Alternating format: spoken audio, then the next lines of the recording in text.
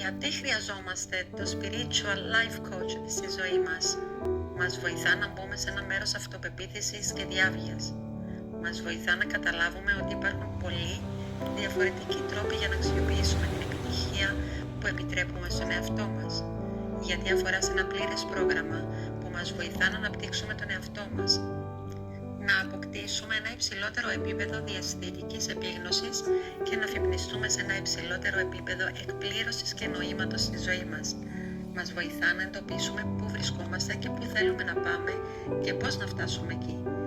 Μας βοηθά να δούμε τι δεν λειτουργεί, τι πρέπει να δοκιμαστεί. Μας βοηθά να γνωρίσουμε καλύτερα τον εαυτό μας, τον σκοπό μας.